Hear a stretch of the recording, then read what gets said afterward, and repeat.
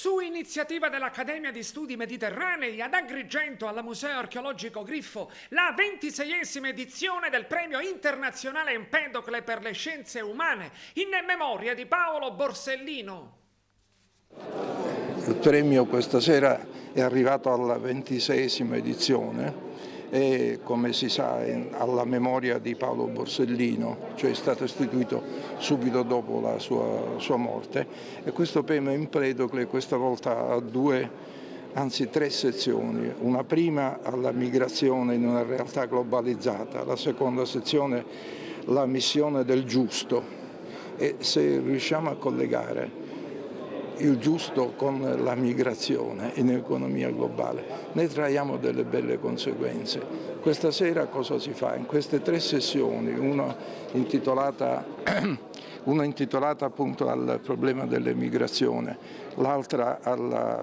ai giusti e la terza a Paolo Borsellino, si mettono insieme delle figure che vengono qui portate all'attenzione di tutta la realtà, non soltanto agrigentina, ma un po' del mondo, perché l'Accademia ormai ha annoverato nel corso dei suoi 26 anni personaggi che sicuramente hanno un ruolo nella medicina, nell'architettura, nella religione, la storia delle religioni,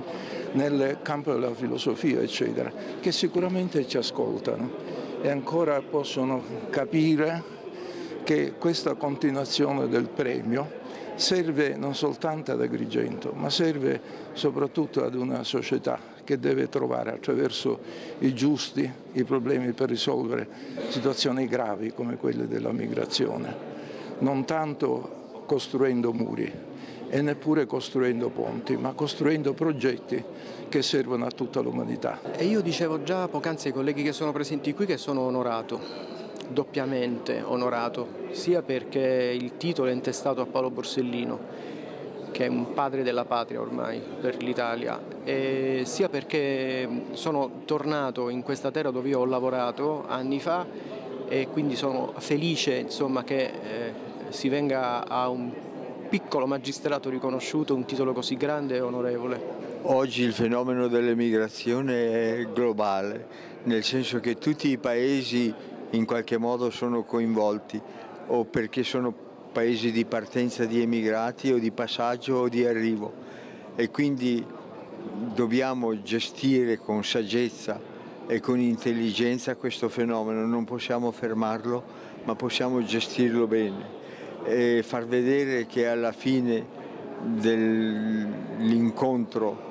ne verrà solo del bene, come la storia documenta. I risultati sono positivi, dobbiamo solo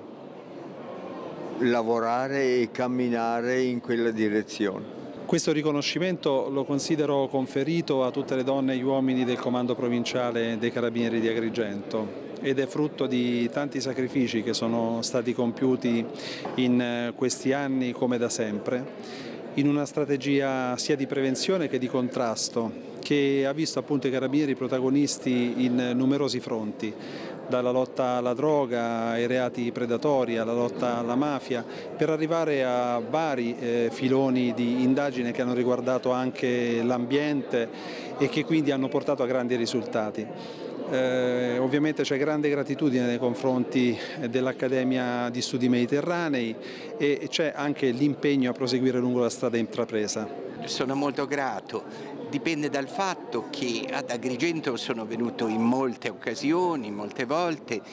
soprattutto naturalmente per l'Accademia di Studi Mediterranei, ormai da 30 anni,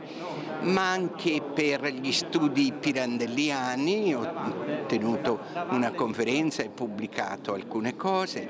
e poi ho dato, come dire, il mio appoggio per Agrigento capitale della cultura europea.